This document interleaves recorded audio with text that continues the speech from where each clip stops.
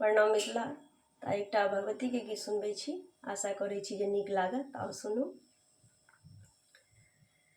सिंगार कनी देखियन मैया के अपरूप सिंगार, सिंगार कनी देखियन मैया के अपरूप सिंगार। काली घटासन लटे छिले काने, काली घटासन लटे छिले काने, गले में मुंडा के हार, हार कनी देखियन मैया के अपरूप सिंगार, सिंगार कनी देखियन काली के अपरूप सिंगार।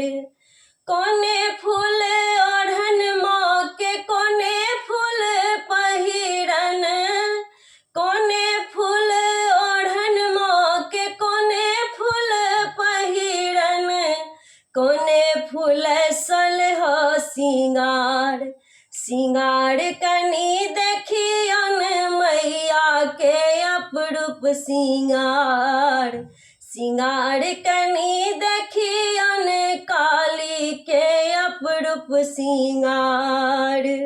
बेली फूल ओढ़न माँ के चमेली फूल पहिरन, बेली फूल ओढ़न माँ के चमेली फूल पहिरन, अड़हुल फूल सलह सिंगार, सिंगार कनी देखियन मैया के अपरूप सिंगार, सिंगार कनी देखियन काली के अपरूप सिंगार।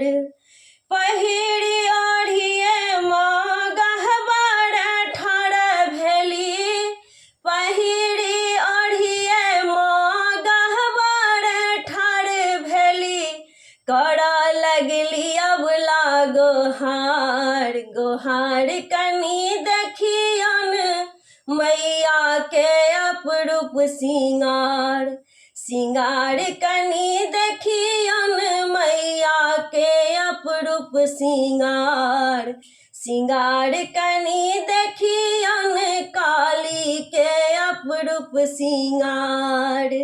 धन्यवाद।